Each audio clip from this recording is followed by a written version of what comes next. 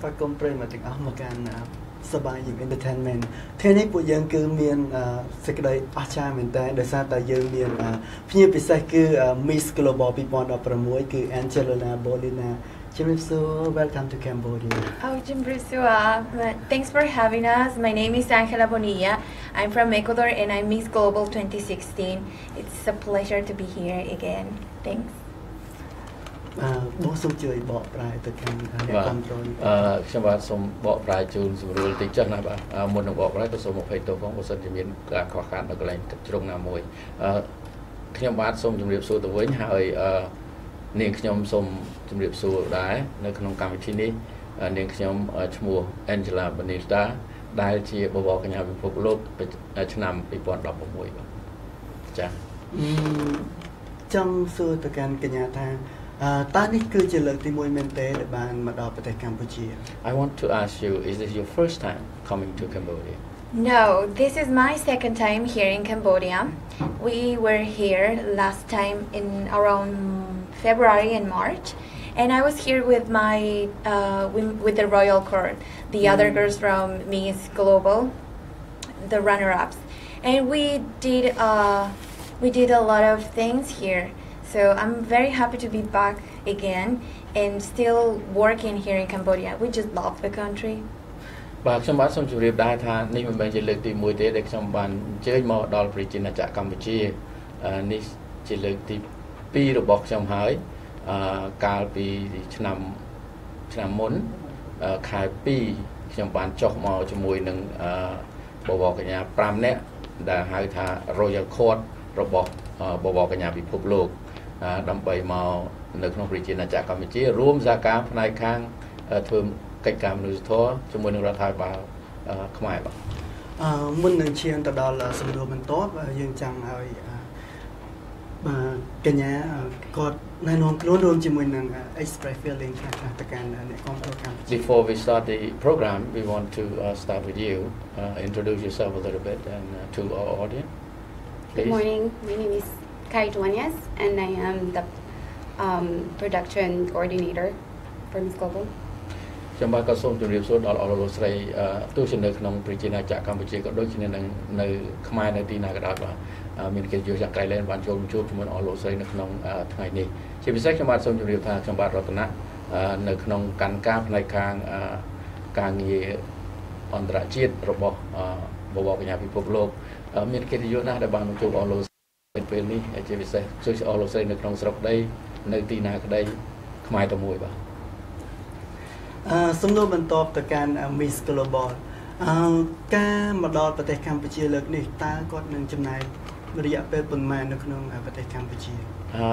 This question will be toward you Miss Global 2016 How long will you be staying here in Cambodia? I will be here for 2 weeks and until July 24 doing a lot of activities. So yeah, we'll be here 2 weeks. នាងខ្ញុំសូមជម្រាបថានាងខ្ញុំនឹងនៅទីនេះដល់ថ្ងៃទី24ដូច្នេះបានន័យថាប្រហែលជា2អាទិត្យបាទដើម្បីធ្វើការងារជាមួយនឹងរាជរដ្ឋាភិបាលខ្មែរផងនិងក្រុមការងារផ្សេងទៀតផងនៅក្នុងករណីនេះសម្រាប់រយៈពេល2សប្តាហ៍ដែល Miss Global នឹងស្នាក់នៅក្នុងប្រទេសកម្ពុជាតើគោលដៅសំខាន់ទីតាំងសំខាន់ដែលគាត់ត្រូវទៅមានទាំងតាមបណ្ដាខេត្តឬក៏នៅតែភ្នំពេញទេ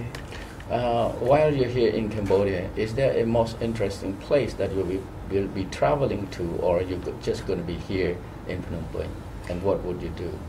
Purpose? Yeah, before coming to Cambodia, I was in the Philippines. I went there to judge Miss Global Philippines, and now I'm here in Cambodia also because we want to do the international here. It will be the first time that Cambodia will have Miss Global. So we want 80 girls from all around the world here in Cambodia. So that's our goal, our principal goal. It's to bring them here and so they can know more about the culture here in Cambodia and how beautiful Cambodia is. បាទនាងខ្ញុំសូមជម្រាបដែរថាមុននឹងនាងខ្ញុំមកដល់ប្រជាណាចក្រកម្ពុជានេះនាងខ្ញុំបានទៅដល់ប្រទេសហ្វីលីពីនដើម្បីចូលរួមនៅក្នុងការធ្វើជាចៅក្រមឲ្យបន្ទុកទៅដល់ Miss Global Philippines ដែលជាស្ថាប័នរួមរបស់យើងដែរ chẳng bạn chưa được rước bộ cái nhà Miss Global nó trong cái Philippines riêng có một đó tí ní chỉ bị sai tiết nhóm có trong chỗ room nó trong Campuchia bộ cái nhà bị phục lốc nó trong vị trí làจากCampuchia này đã được miền đầm nang màu bị bài sập tê nó lừa lộn này room từng cái khoai phong đầm bay một phơi cá chưa được rước lại prot nó trong vị trí làจากCampuchia vậy nó ngay trong một này chả mình tên chị đánh bỏ được tay phía tràn rồi có bạn cứ mà đó Campuchia phía tràn có bên trong tờ lươn nâng mỏ hô bà hà rồi bỏ vào tay Campuchia Nam nhà nhầm rồi bỏ vào chân Khmer rồi có tức đây được sang chùm nào rồi bỏ tay Campuchia dương kiếm trong đơn ra cho sân lập nè từng tì vinh hôm nay mùi nè này vào tay Campuchia đã thua ở bộ có tẹt chật bằng phật. There's a lot of tourists from all over the world come to Cambodia, and some of them like food, some of them like the people of Cambodia. What about you two? What is it that attracts you here in Cambodia? For me, it was everything. Like here, the people's very kind. Like they are always smiling, and not just that. I mean, the food. I love to eat, so I love the food, and of course the places. Everything's so big and monumental, and you should be very proud of it because you have a really nice history behind Cambodia. So, and we don't know much. I mean, from my place, for example, in South America, we don't know much about Cambodia and all these places. So that's why I don't know, I feel attracted to be here because it's different, and I didn't know that you're very welcoming, and I didn't know that. So that's why. ចំពោះនាងខ្ញុំគឺនៃស្នាមញញឹមរបស់ប្រជាពលរដ្ឋខ្មែរដែលតាក់ជាប់ក្នុងបេះដូងរបស់ខ្ញុំហើយខ្ញុំសូមជម្រាបទៀតដែរថាមាននៅវត្ថុបុរាណកតិកភណ្ឌរបស់ប្រជាពលរដ្ឋខ្មែរច្រើនជាទីបំផុតដែលគាត់មិនដែលធ្លាប់បានដឹងសោះពីមុនមកដូចជានៅប្រទេសគាត់នៅឯ South America នោះក៏គាត់មិនធ្លាប់បានដឹងឮអញ្ចឹងហើយបានថាជាចំណាប់អារម្មណ៍ច្បងរបស់នាងខ្ញុំផុតដែលបានមកដល់ទីនេះហើយបានឃើញនៅអរិយធម៌វប្បធម៌ខ្មែរដ៏ល្អដែលធ្វើឲ្យខ្ញុំមានការចាប់អារម្មណ៍ជាទីបំផុត What about you? Oh wow. It's my first time. ក៏មហូបដែរខ្ញុំចូលចិត្តញ៉ាំមហូបច្រើនអញ្ចឹងខ្ញុំចូលចិត្តមហូប Well, it's my first time here in Cambodia. Welcome to Cambodia. Oh, thank you. នេះក៏ជាលើកទី1ដែរដែលខ្ញុំបាននាងខ្ញុំបានមកដល់ប្រជាណាចក្រកម្ពុជាចា៎ Well, the first of what stands out is the people, very kind. អ្វីដែលខ្ញុំមានចំណាប់អារម្មណ៍បំផុតគឺការទទួលរាក់ទាក់នៃប្រជាពលរដ្ឋខ្មែរ Hospitable, like anything that we need, they're taking care of us. អ្វីដែលយើងត្រូវការគឺបានទទួលយ៉ាងកក់ក្ដៅជាទីបំផុតបាទ And it looks like where we're staying, the Hotel Hamawari, people are very nice. Yeah. Very accommodating. On national accommodation, Hamawari Hotel and apartment, it's very warmly welcome us. So. Yeah, I remember last time that we were here. One of my friends, she's from the Philippines, the first runner-up of Miss Global. She asked for rice, just rice. a little. I mean, just a little small cup of rice. And what happened was that the people from the hotel, they brought all the thing with rice, and we were so surprised. So that's how Cambodia is, right? So they are so generous. They go above and beyond. Yeah. ខ្ញុំនៅចាំករណីមួយកាលដែលខ្ញុំមកដល់ជាមួយនឹងនាងបវរកញ្ញាលេខ2របស់បវរកញ្ញាពិភពលោកដែលបានជើញមកចូលរួមដំណើរជាមួយខ្ញុំនៅទីនេះនាងបានសុំបាយពីកន្លែងហាងហើយស្រាប់តែគេលើកបាយមកឡើងទាំងឆ្នាំងឲ្យនាងខ្ញុំគិតថាមិនចេះខ្ញុំមានសេចក្តីរំភើបណាស់ថានេះជាទឹកចិត្តរបស់ប្រជាពលរដ្ឋខ្មែរទាំងមូលដែលបង្ហាញគាត់ថាដែលមានចិត្តសប្បុរសធម៌មែនទែនចំពោះគាត់និងមិត្តភក្តិរបស់គាត់អញ្ចឹងក៏គិតថានៅនាងខ្ញុំគិតថាប្រជាពលរដ្ឋខ្មែរមានចិត្តទូលំទូលាយជាទីបំផុតបាទជាស្ដែងការមកដល់ប្រទេសកម្ពុជាគ្រប់អ្នកទេសចរទាំងអស់មិនថាធុរកិច្ចផ្សេងៗគឺមិនដាច់ផ្លេចពីតំបន់ប្រាសាទក៏ដូចជាទឹកដីដ៏អស្ចារ្យរបស់ប្រទេសកម្ពុជាតែមួយវិញទៀតគឺសប្បុរសធម៌ក៏ពួកគាត់មិនដែលភ្លេចដែរ trong đăng tha cả nhà Miss Global mà đó tại Campuchia miền bom nón nước nông ca vừa Campuchia sắp vào store ở vậy là tên mà đó tại Campuchia rồi có mà Campuchia. Most of the tourists, most of the people that come visit Cambodia, usually they focus on a lot of humanitarian work. My question to you, are you going to be involving a lot of humanitarian work here in Cambodia? Yes, last time we were working together with Minister of Environment, and we collaborate with them with how to take care of the environment. We were in schools, universities, but we felt really good doing that because we had a message, right? But at the same time, we felt that we need to do more. We loved so much Cambodia that we wanted to do more. That's why I think this is the reason we are here again, to be able to bring these 80 girls here and let us and so they can do more for Cambodia, help Cambodia do more. And personally, of course, I am very passionate about. So if someone tells me, Angela, you need to do this for this cause, I will be 100% there. បាទនាងខ្ញុំចង់ជម្រាបដែរថានាងខ្ញុំនៅចាំថាការធ្វើដំណើរមកប្រជាណាចក្រកម្ពុជាកាលពីកន្លងមកនេះគឺយើងបានចូលរួមនៅក្នុងជាមួយនឹងក្រសួងបរិស្ថានដើម្បីប្រយុទ្ធប្រឆាំងនៅថង់ប្លាស្ទិកហើយនឹងធ្វើឲ្យប្រទេសកម្ពុជាមានភាពស្អាតបាតស្រស់បោះដោយមិនមានសម្រាមច្រើនខ្ញុំបាទក្នុងករណីនេះដដែលដែរដែលយើងចង់នាំមកនៅ50ទៅ80ប្រទេសតំណាងឲ្យ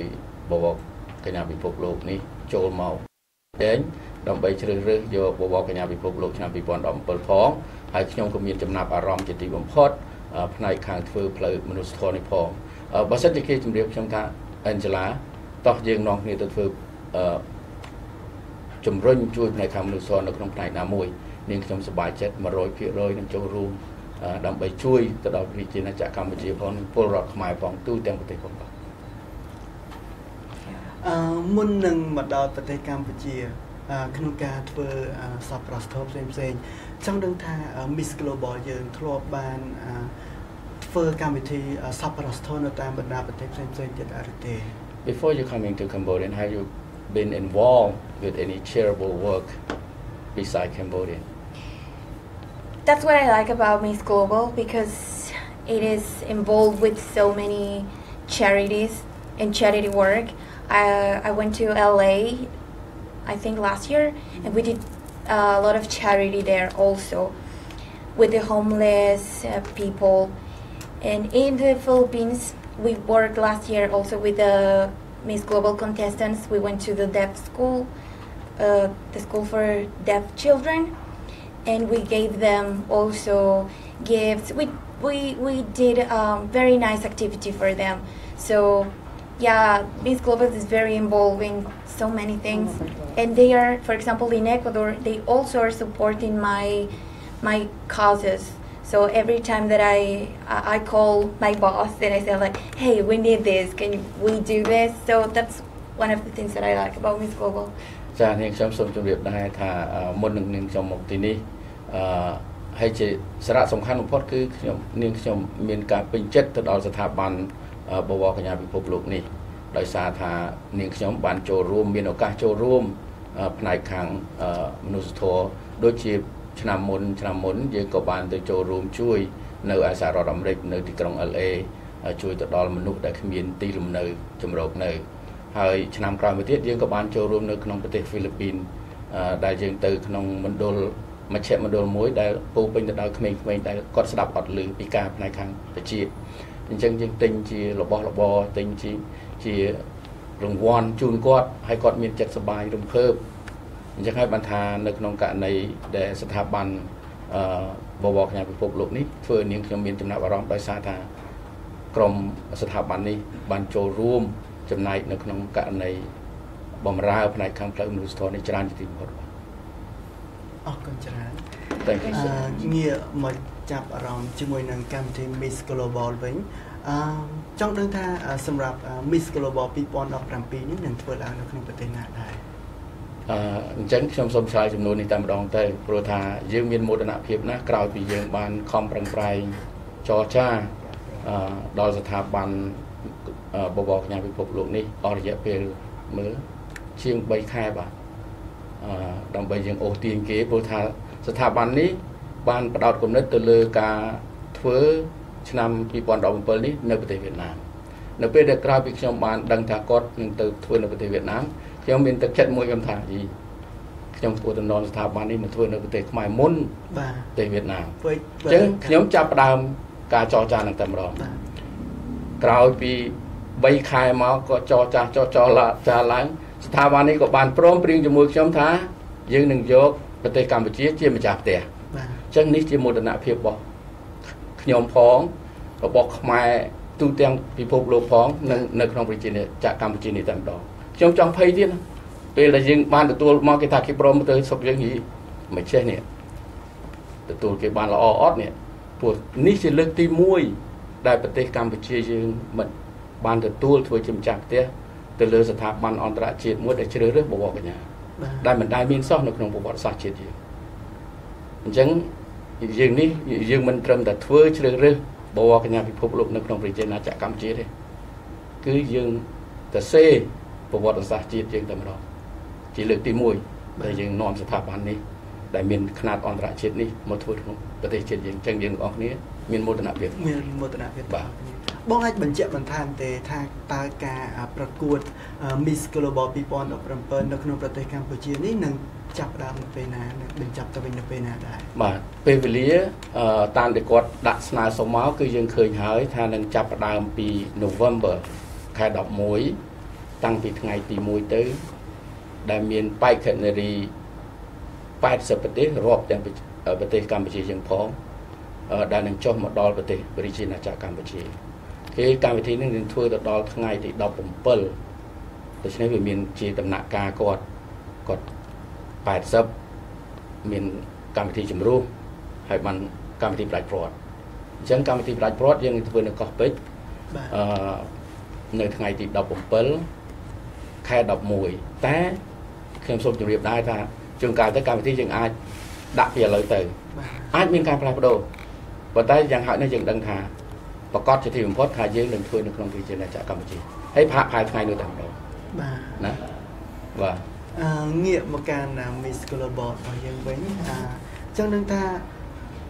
បន្ទាប់ពីចំណាយរយៈពេល2សប្តាហ៍នៅក្នុងប្រទេសកម្ពុជារួចរាល់ហើយតើគាត់អាចនឹងត្រឡប់មកប្រទេសកម្ពុជាផ្សាយជាថ្មីវិញទេ I wanted to know after 2 weeks here on this trip would there be you be coming back to Cambodia if needed Of course, I'm coming back. Of course. I mean, of course I will be here because here will be the international. But I'm very lucky to have this opportunity, like 3 times in a year, come here in Cambodia when I never thought about like being here in Cambodia. I didn't know anything about it, so now I had this chance to be like. Twice and then in November I will be here again so I'm ready for it ជាការពិតណាស់នាងខ្ញុំនឹងមានមោទនភាពហើយក៏មានចិត្តសប្បាយរីករាយជាបំផុតនឹងបកមកវិញព្រោះថាការងារនេះវានឹងបន្តរហូតទៅដល់ខែ11ខ្ញុំមិនដែលនឹកស្មានថាខ្ញុំនឹងបានត្រឡប់មកប្រជាណាចក្រកម្ពុជាច្រើនដងអញ្ចឹងទេនាងខ្ញុំមានចិត្តរំភើបហើយមានការរីករាយជាទីបំផុតដែលមិននឹកស្មានដល់ថានឹងបានមកច្រើនដងយ៉ាងនេះWell, definitely. I'm coming back. Yes. ចាខ្ញុំនឹងមកវិញប៉ុន្តែខ្ញុំនឹងមកវិញគាត់បានមកដល់ប្រទេសកម្ពុជារយៈពេល2-3ថ្ងៃដែរហើយចង់នឹងថាគាត់បានភ្លក់ម្ហូបខ្មែរឬក៏អ្វីដែលតកតងជារបស់ខ្មែរខ្លះដែរទេ Well, you've been here a few days now. Have you been tasting any good Cambodian food? Yes, from the beginning. Yes, from the beginning. វិតណាចាតាំងវាតពីថ្ងៃមកដល់នឹងហ្មងគេថាភ្លក់ម្ហូបខ្មែរភាសាតែពេលវេលារបស់យើងកាន់តែគៀកមកដល់ទីបញ្ចប់ឥឡូវចង់ដឹងថាចុងក្រោយគាត់មានពាក្យពេចន៍អ្វីទៅកាន់ប្រជាជនកម្ពុជាក៏ដូចជាចែករំលែកបទពិសោធន៍ផ្សេងៗទាក់ទងជាមួយនឹងការប្រឡងប្រជែងនៅក្នុងកម្មវិធី Miss Global before our programming coming to a close, is there any other thing that you wanted to add to the people of Cambodia before we finish up this program? Well, Please. Well, Any one of you. We're inviting everyone. We're gonna have our 5th anniversary this Miss Global 2017 here in Cambodia. So this is gonna be the first major international pageant in Cambodia. So we're inviting all of you to join us, and it's gonna be in November. We don't have the exact date yet, still planning, and it's gonna be on HDTV. ចាពិតណាស់នាងខ្ញុំក៏សូមគោរពអញ្ជើញដល់អស់លោកស្រីដែលជាទស្សនិកជនទាំងអស់ទោះជាខ្មែរនៅទីណាក៏ដោយសូមអញ្ជើញមកចូលរួមបាទព្រោះថានេះជាខួបទី5នៃបវរកញ្ញាពិភពលោកផងដែលមានករណីពិសេសជាទីបំផុតហើយយើងក៏បានជ្រើសរើសយកប្រជាណាចក្រកម្ពុជាដើម្បីប្រពៃធ្វើនៅខួបទី5របស់ស្ថាប័នបវរកញ្ញាពិភពលោកអញ្ចឹងខ្ញុំនាងខ្ញុំមានកិត្តិយសណាស់សូមគោរពអញ្ជើញអស់លោកស្រីដែលជាប្រជាពលរដ្ឋខ្មែរទោះជានៅទីណាក៏ដោយសូមអញ្ជើញចូលរួមបាទថ្មីត្បិតតែពេលវេលាយើងបានកំណត់ហើយឬក៏មិនទាន់ច្បាស់ប៉ុន្តែយើងដឹងច្បាស់ថានឹងអាចកើតឡើងនៅប្រទេសប្រជាណាចក្រកម្ពុជានៅរង្វង់ខែ11នឹងតែម្ដងបាទហើយជាពិសេសទៅទៀតខ្ញុំនាងខ្ញុំក៏សូមអរគុណដល់ Org Miss HDTV ដែលជា National TV partner របស់ Miss Global. Yeah, and I would like to say also that you're very welcome to be part of this big event, Miss Global 2017. There will be 80 empowered women here from all over the world together in Cambodia, and what I like about that is that we want to let's show to the world how Cambodia is. Let's show the beauty of Cambodia. This is the opportunity to do that. នាងខ្ញុំក៏មានចិត្តរំភើបហើយមានចិត្តសប្បាយរីករាយជាទីបំផុតដែរនៅក្នុងករណីដែលយើងយកបវរកញ្ញាពិភពលោកមករៀបចំនៅក្នុងប្រជាណាចក្រកម្ពុជាដែលនឹងមានអ្នកតំណាងឲ្យ80ប្រទេសនឹងចូលមករួមធ្វើការប្រកួតនៅប្រជាណាចក្រកម្ពុជាជាពិសេសទៅទៀតគឺគាត់ចង់ឲ្យបេក្ខនារី80ប្រទេសនោះបានស្គាល់នៅប្រទេសកម្ពុជាផងបានស្គាល់នៅអរិយធម៌វប្បធម៌ជាតិខ្មែរផងហើយបានសប្បាយជាមួយយើងទាំងអស់គ្នានៅក្នុងអនាគតកាលដ៏ខ្លីខាងមុខនេះបាទ And we are very happy to be here. Yeah, Thank you. បាទដល់ទៀតអរគុណណាស់គាត់មុននឹងពេលទៅនេះក៏ខ្ញុំសូមរំលឹកតិចដែរថាយើងខ្ញុំសូមថ្លែងអរគុណដល់ជ្រើសដល់សប្បាយដែលបានទទួលយើងខ្ញុំមកក្នុងកិច្ចសម្ភាសនៅក្នុងបន្ទប់សម្ភាសបន្សាយបន្តផ្ទាល់នៅទីនេះហើយខ្ញុំក៏សូមអរគុណដល់អ្នកចូលរួមសហការផ្សេងៗទៀតដែរដូចជា Hammerbury Hotel ដែលជា National នៅក្នុងប្រជាណាចក្រកម្ពុជាផ្នែកខាង accommodation ផ្នែកខាងទទួលការស្នាក់នៅរបស់យើងខ្ញុំនៅទីនេះហើយជាពិសេសហាងបាយ ហ៊ូណាមហើយហាងបាយមើល Metro Oscar ដូចជាមានច្រើនទៅទៀតបាទ Aura ហ្នឹង Aura ហើយជាពិសេស Mazda នឹងម្ដងបាទដែលជា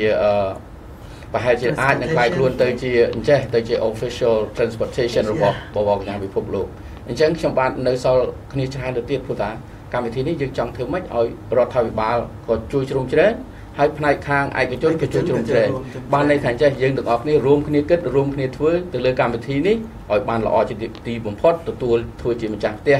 សម្រាប់បវរកញ្ញាពិភពលោកឆ្នាំ2017ជាមោទនភាពរបស់ខ្មែរទូទាំងពិភពលោកបាទដើម្បីបង្ហាញមុខមាត់ប្រទេសកម្ពុជាយើងដើម្បីបង្ហាញមុខមាត់ប្រទេសជាណាចក្រកម្ពុជាផងដើម្បីអូសទាញនៅទេសចរចូលមកក្នុងប្រជាណាចក្រកម្ពុជាផងហើយនេះក៏ជាគោលនយោបាយរបស់រដ្ឋាភិបាលបច្ចុប្បន្នភាពដែលលោកកំពុងតែខំប្រឹងខ្នះខ្នែងជាទីបំផុតអូសទាញនៅផ្នែកខាងទេសចរណាដែលជាដង្ហើមនៃការងារដ៏ធំមួយចិញ្ចឹមដល់ប្រជាពលរដ្ឋខ្មែរផ្ដល់នៅឱកាសឲ្យប្រជាពលរដ្ឋខ្មែរបានទទួលនៅប្រាក់ចំណូលសមរម្យណាដើម្បីផ្គត់ផ្គង់ដល់អាយុជីវិតក្រុមគ្រួសារនិងខ្លួនណាបាទអញ្ចឹងអរគុណណាស់ដល់សប្បាយដែលបានដឹកកម្មវិធីនេះតែម្ដងបាទនៅក្នុងថ្ងៃនេះសម្រាប់ពេលនេះពេលវេលារបស់យើងគឺមកដល់ទីបញ្ចប់ខ្ញុំបាទសាមឌីរួមជាមួយនឹង Miss Global 2016 It's been a pleasure. It's been a pleasure. បងរតនាបាទអរគុណច្រើនសូមជម្រាបលាអរគុណបាទសុខសប្បាយទាំងអស់គ្នាបាទចង់ស្គាល់ខ្ញុំអត់បើចង់ស្គាល់ចូលរួមលេងជាមួយនឹងនាងខ្ញុំទាំងអស់គ្នាណា